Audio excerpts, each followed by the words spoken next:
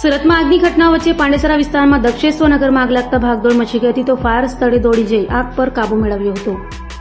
સુરતમાં દિવાળીની રાત્રે આગના બનાવો જોવા મળ્યા હતા ત્યારે સુરતના પાંડેસરા વિસ્તારમાં આવેલ આગની ઘટના બની હતી।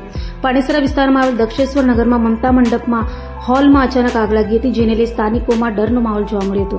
તો આગની જાણ થતાં જ સુરત ફાયર બ્રિગેડની ટીમ ગાડીઓ સાથે સ્થળે દોડી ગઈ હતી અને આગ પર સતત પાણીનો મારો કર્યો હતો।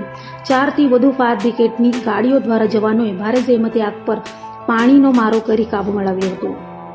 માતાના મંદિરની સામે માતૃશ્રી મંડપ ડેકોરેશનનું છે ગોડાઉન છે, એમાં ફટાકડાથી માલિકના કહેવા પ્રમાણે ફટાકડાથી ચિંગારી ઉડીને આગ લાગી છે।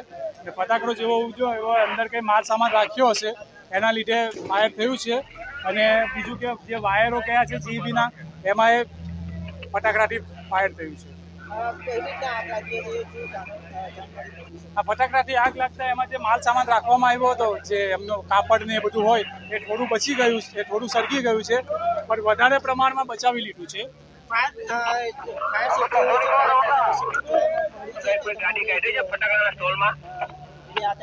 જી, એમની પાસે ફાયર સેફ્ટીની સુવિધા ઉપલબ્ધ છે જ અને એમણે ચાલુ રાખેલી જ હતી ફાયર સેફ્ટી, પણ એમનાથી કંટ્રોલ નહીં થયું એટલે ફાયર બ્રિગેડને બોલાવવામાં આવી છે અને ફાયર બ્રિગેડે આવીને તરત કાબૂમાં લઈ લીધી છે। કેટલી ગાડીઓ અહીંયા ઉપસ્થિત? અમારે ઉડના અને બેસણાથી 3 ગાડીઓ છે। કઈ રીતના આગ પર કાબુ મેળવ્યો?